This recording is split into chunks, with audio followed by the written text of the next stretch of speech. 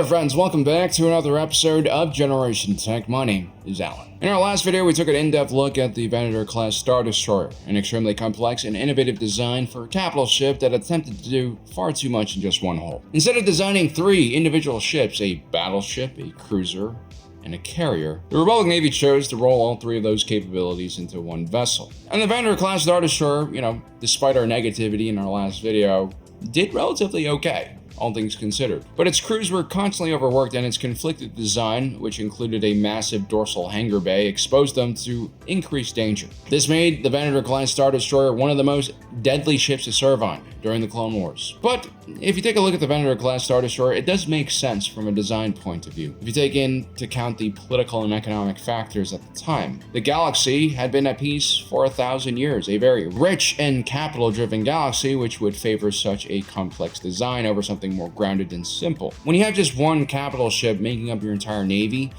filling the role of multiple capital ships, that's called having a common space frame strategy. One ship that is flexible, modular, that you can adapt to a wide range of mission types. Your logistics become easier to supply. Your maintenance facilities can be specialized to just outfit a Venator Class Star Destroyer, and then the training is also easy because all of your crew can serve on all of your ships. In overly simplified terms, think of the F-35 on paper. It's supposed to replace the F-16, the F-18, the A-10, the F-117 Nighthawk, the Harrier, even support craft like the EA-6B Prowler with its electronic warfare suite. And that's just the United States Air Force, Army, Navy, and Marines. The F-35 is a joint strike fighter program, which means that a bunch of different nations came together and contributed resources for the research, development, and procurement of these fighters. That should, in theory, lower the cost per unit. And there are actually like 10 different countries, actually 9 ever since Wakanda dropped out. They're basically protesting the casting of Ryan Gosling as the Black Panther in the new Marvel films. It was well intentioned, like the idea was to repair race relations, but instead we're gonna lose the Vibranium upgrade package for the next gen F-35. And that thing would have bounced around after a missile hit it. It was gonna be awesome. Consequences, Ryan.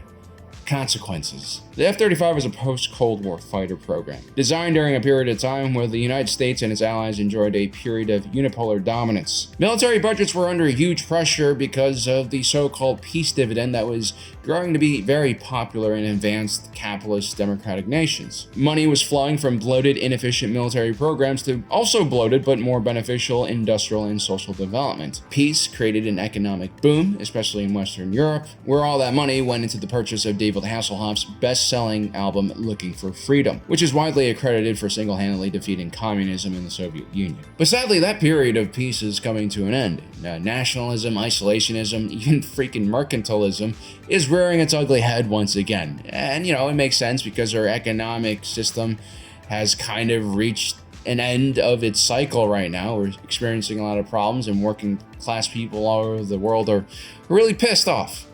I understand the anger. And so the F-35's dominance in its first few outings might be placed under increasing pressure from competing platforms, as now we're in a much less peaceful and safe world. Time will tell how the F-35 holds up, but I can see that probably having just one airframe try to do everything is going to create problems. So yeah, having no experience in the last few centuries fighting in wars leads to an overly ambitious design like the Venator Class Star Destroyer that saves money, but could also fall apart the moment they collide with the enemy. It's really a believable story for the Republic's public to absorb. Nothing too suspicious here, especially if you consider that a carrier that deploys hundreds of starfighters, in theory, is a terrific patrol craft for a government that has no standing military and wants to get the most bang for its buck as it deploys its first naval vessels in 1,000 years. And if you consider the fact that the Republic only wanted to fight bandits and pirates, it makes sense that they would design something as weird as a frontline carrier, because when you're fighting pirates, a carrier can kind of be in the front line, and you're just taking strafing runs from uglies, which are pieced together starfighters. Not much of a threat. And so the Venator is far more believable of a story than 200,000 clone troopers that just show up out of nowhere to fight the separatist droid army. And if you read the Republic's own propaganda printouts, these clones had sped up aging, and so it took 9 years for them to be grown. Meaning that the Republic somehow had the foresight and wisdom to predict the emergence of the separatist droid army more than a decade earlier. I mean, there's got to be conspiracy theorists out in the galaxy who would have seen this, right? And would have seen that this is maybe a controlled opposition being used to create a war that destroys democracy, and also like Darth Plagueis was super happy before he offed himself. Okay? What's even sketchier in my opinion is the Acclamator Class Assault Ship. Its construction and design predates even that of the Venator Class Star Destroyer. When the Clone Wars starts in earnest during the Battle of Geonosis, the Acclamator was there. The Venator would only come a few months later. As a matter of fact, naval historians consider the Acclamator class the Republic's first dedicated warship designed in the post-Russo Reformation period, which is not what the brochures say. Doesn't say warship. But compared to the Venator's more patrol and defense-worthy design, the Acclamator is clearly built for just one thing: planetary assaults. Not even the Warhawks in the Republic Senate who support the Military Creation Act will be comfortable with the Republic's first warship being a planetary invasion craft. Well, maybe the Tarkins like it. I could see them rubbing their nipples while going through the press releases and looking at the pictures. Although the Acclamator does have landing struts, which would limit collateral damage should Tarkin want to land the ship on top of a crowd of protesters. I mean, people would still die, but it wouldn't be as much, which is just not as fun, I guess, for him. I don't know. So yeah, let's take a closer look at the ship, because if we really take a close look at the ship, which I did yesterday, you'll start to see like what Palpatine's original invasion plan was. Because the Battle of Geonosis, that was not it, man. That was an accident. Remember, Obi-Wan Kenobi stumbling upon those droid factories created one of the most premature explosions since your prom night in 2007, Steve. I think the actual plan was for Palpatine to invade planets and suppress local populations, using the Acclamator in almost a first strike kind of way. Now, everything with the Acclamator's design and production is super sketchy. The contract for the ship was made without Senate approval. It wasn't a part of any fiscal budget. From what we can tell, most of the funding came from shadowy sources, which are all routed, through different entities in the IGBC. But it all seems to originate from one place. Surprise, surprise, Damask Holdings, which was basically Darth Plagueis' large SIP fund. Now, Kuat Drive Yards, the creator of the Venator Class Star Destroyer, pushed this contract to its subsidiary Rothana Heavy Engineering, which it had purchased hundreds of years earlier specifically because of its remote location. A perfect place to design and test secret black projects like the Clone Army and that rap album you try to make in your room in high school. The LAT, ATTE, and plenty of other clone weapons and vehicles that were deployed at Geonosis all were built in secrecy here as well. It should be noted, this is kind of interesting, the Kuat execs who were behind this program were also on the board of the Trade Federation, and they all mysteriously or tragically died in a mass assassination during the Aradu summit. This was a tragedy, and this is when the Nemoidians did a very hostile takeover of the Trade Federation. So when the Senate later questioned Rothana Heavy Engineering and KDY about their role in creating this secret naval force, the people who actually dealt with Darth Tyrannus, Kaminoans, and the IGBC were no longer around to explain what happened. How convenient. Now, the actual explanation that Rothana Heavy Engineering gave to the Senate and the public when they asked them about this vessel was that it was originally designed for judicial forces for relief missions, in case of like a natural disaster. We will be heavily contesting that point in the rest of this video. And honestly, all the proof is out there in the schematics, and I guess because the news cycle was so dominated by separatist forces quickly spreading out and blockading and invading dozens of outer rim planets, no one looked any closer. But that's what I'm here for. I got too much time on my hands. The Acclamator was a 752-meter long vessel. According to the Imperial Naval College's classification system, it would be considered a medium capital ship, a large frigate, or a cruiser, or a pocket destroyer, because it kind of looks cute next to its bigger brother, the ISD. But of course, this thing is not a ship of the line. It's a transport. Or is it? Well, more than 75% of the ship's internal volume was dedicated to hangars, vehicle bays, supply depots, and living quarters, not weapon systems. So that does make it more of a transport than a warship. And this thing could transport a lot. It could have an onboard complement of a full legion of clone troopers. That means 9,000 infantrymen with 6,000 headquarters and support staff. The Acclamator's full capacity is around 16,000 passengers, and that's immense. And all things considered, this is a really luxurious ship to be posted on if you're a clone trooper. It's a lot better than being on a Venator Class Star Destroyer, which was a lot larger but had less living space, right? We're talking about room for only 2,000 clone troopers. Everything else was dedicated to like starships and turbo laser batteries. Even an Imperial Class Star Destroyer, which was twice the size of an Acclamator, could only hold just short of 10,000 troops. So for relief missions, having all that internal space does make sense, right? And this thing, as mentioned before, has landing struts, and it has a massive ramp, which really does allow you to offload a lot of stuff very quickly. And during the Clone Wars, along with planetary invasions, these vessels were used for relief missions as well. But here's the serious thing, all of the individual individual modules inside of the Acclamator are not designed to like house refugees. They're specifically designed to house soldiers. You have like, barracks, you have training facilities, you have armories, you have, like very heavy industrial type of recovery and repair kind of stations. More importantly, it seems like this entire ship was designed as a part of a much larger modular weapon system that included the LAAT gunship and the ATTE Walker, also both built by Rothana Heavy Engineering. The Acclamator could hold up to 80 LAATs, half of which were carrying all-terrain tactical enforcers into battle. It also had room for 36 self-propelled heavy artillery pieces that have different types of munitions, and you had 320 speeder bikes on board as well. It's almost as if this ship were perfectly built to deploy a mechanized division-sized invasion force with armor, transportation, and artillery. I think even more telling is the fact that the Acclamator is pretty heavily armed for just a mere judicial relief vessel, unless we're relieving folks of their lives with orbital bombardment, because this thing has more turbo lasers on it than a Venator class Star Destroyer. It has 12 quad turbo laser emplacements. Now, the Venator's turbo lasers overall are more potent and designed to smash through shields because of its frontline designation and all. But strangely enough, the type of turbo lasers found on the Acclamator are really designated for orbital bombardment and ground support. As a matter of fact, the Acclamator 2 assault ship, which followed the first version, was mainly used by the Empire for orbital bombardment, and 80% of that internal hangar space was converted to support additional weaponry. And so by now, if you're not convinced that this is indeed an assault vessel, as it says in the name, and not a relief vessel. The Acclamator also has 24-point defense light laser cannons, along with 4 heavy missile and torpedo launchers, with up to 100 high-yield proton torpedoes and 80 concussion missiles, making this thing more like an infantry fighting vehicle like the Bradley than just some battle taxi that a relief organization would use like the M113. So yeah, I guess the important lesson here is there are a lot of marketing people in the world. Sometimes they're called public relations officers, and they sugarcoat things. They twist things so that it's hard to understand what you're actually seeing. And it's important to understand this in today's information space where literally anyone, you could just, put stuff out there that can really mislead you. And so remember, when some military defense contractor's public relations officer tells you that their ship is for peace and relief missions, don't believe them. Look at the schematics for yourself. Do the hard thinking. You'll find that the Acclamator Class Assault Ship is one of the most potent assault transports ever designed in galactic history. It's like me telling you that a grenade launcher can be used for preparing the soil in your garden before planting.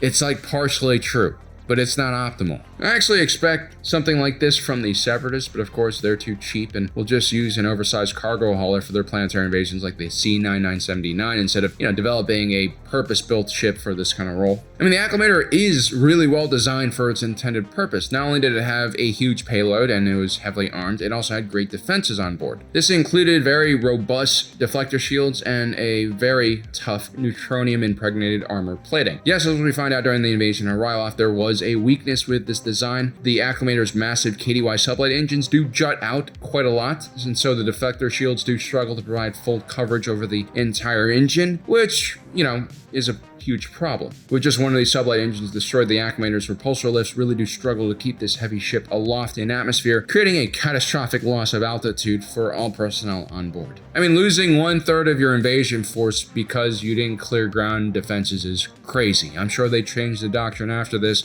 so that you don't fly these things in contested airspace and, when ground AA fire is still going on. It's actually shocking that all 12 Acclamators made it to the ground during Geonosis. Probably another sign of the war being fixed. I'm sure even the Jedi and Republic commanders were astonished that they managed to land on such a heavily contested planet without casualties. And if we see during the second battle of Geonosis, they would use like a similar amount of Acclamator class assault ships, but most of the clones would deploy in LAATs, and they would keep the Acclamators far out of range of all of the heavy weapons, which is the smart way to deploy troops using this type of vessel. So we know the ship specs, we know what it's capable of. Just one of these ships making it to the ground can change the tide of any battle or even major operation. In a way, it really does fit the Republic Navy's overall, weird design, right? You have a Venator that is full of starships, and you have an Acclamator full of clones. Both very extreme designs that kind of make this whole war seem fake. I mean, they really do need intermediate ships that are less flashy and more simple that can escort and defend these ships' massive weaknesses. So why would Palpatine have the Acclamator class assault ship finished before the Venator is deployed. Well, like I said, maybe Palpatine did want to wait until the Venator-class Star Destroyers were ready for deployment. Geonosis wasn't supposed to trigger the entire conflict. But having so many stupid Jedi march into the Petronaki arena was a gift that Palpatine couldn't say no to. I mean, that was like 2% of the Jedi Order's most capable field agents wiped out in just one major battle. That was a huge deal for the Sith. But what ended up happening is it did trigger a much larger war, an invasion of the planet, which of course the Separatists could have easily won, right? They outnumbered the clones like 40 to 1, 20 to 1 during that battle. There were like millions of battle droids in orbit. But of course they had to flee. They had to scatter all across the galaxy because they couldn't just end the war there. And that's kind of when the Clone Wars grew out of control. And I don't think that was Palpatine's original intention, because the Clone Wars ultimately went on for too long. It cost the Republic massive amounts of money, far more than I think the Sith wanted it to. Remember, the IGBC was giving out loans to both sides of the conflict, and both sides were essentially destroying the collateral for these loans on a constant basis. It's just a crazy thing to do. This was really not a sustainable war effort, and we recently theorized in another video, or at least I believe we did, that Palpatine was pressured into scrapping the Republic Navy and building up an entire Imperial army because he needed to figure out a way to stave off a complete collapse of the economy. By spending trillions of dollars on building ships, you are at least employing people, and those people are spending money in your economy. Of course, that collapsed as well, and, Palpatine had to use slaves and droids eventually. So, it only delayed the inevitable. It's very similar to what happened to Nazi Germany during World War II with the MIFO builds. But I think Palpatine also found out that the larger the conflict was, the more the Republic Senate was ready to hand him power, and that was just too intoxicating for him to say no to. Had Darth Plagueis been alive, I'm sure he would have tempered Palpatine a bit, or at least explained the financial ruinous aspect of his behavior. It's like with a lot of parents, the parents earn all the money and the kids just like, they spend it all without thinking about it because they didn't actually have to work for all that hard-earned money. So I think Palpatine and Plagueis originally planned on some smaller incursion to start the Clone Wars, potentially a Naboo-like situation, or Gorman-like situation. When you limit things to just one planet, it gives you more control over the situation. Maybe you can have Separatist forces invading and killing the populace of a well-known world like Naboo. You can call it Part 2 of the Trade Federation's invasion. This would generate the same amount of fear and outrage that the Battle of Geonosis would, because, no one even knew where Geonosis was, and everyone who died was either Geonosian drones and clones, so people didn't really care. I think seeing people in Naboo die, now that's a completely different situation. And that would give Palpatine the excuse to create a military and invade Naboo to take control, but it wouldn't stop there. He would highlight the dangers of a separatist movement, and that would give the Republic an excuse to further expand the conflict and invade separatist worlds and take over territory with its massive invasion fleet. Remember, Palpatine didn't actually want to destroy the galaxy. He wanted to control the galaxy, at least initially. He wanted all the resources in the Outer Rim. He wanted the resources of the mega conglomerates that ruled there. The Acclamator Class Assault Ship seems specifically designed for that kind of task. Were his plan to actually start a massive separatist invasion across multiple sectors, seeing hundreds of worlds being attacked and blockaded at the same time, I think he would have pushed the Venator class Star Destroyer to completion first. I think instead of focusing so much on a infantry-heavy military, he would have a specialized class of clone pilots who are, really good at flying starships. He would also have more than one capital ship design, other than the Venator, and I think there would be more specialized starfighter designs. But what ends up happening is completely different.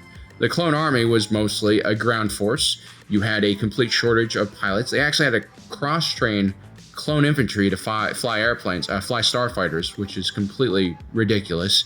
And there was a complete shortage in bridge officers, so he had to use judicial and planetary defense officers for those roles, which again is not optimal. It's very clear to me that Palpatine's initial plan was built around a large ground force, centered around these transports that could whiz around the galaxy seizing territory. That's really the only reason I can think of why the Republic would prioritize such a vessel. You generally place much more thought into capital ships rather than transport ships when you're building your fleet. I mean, transport vessels are considered auxiliary or support craft. Most factions just convert commercial vessels and up-armor them. The only reason you would design such a niche, heavily armed, heavily armored transport vessel is if your main goal is to invade planets and occupy them. The Acclamator really is one of the most aggressive and offensive weapons you can realistically create. And I think people who understand naval doctrine, who took a close look at the Acclamator, understood exactly what Palpatine was up to. This was a very suspicious design for your first warship in 1,000 years.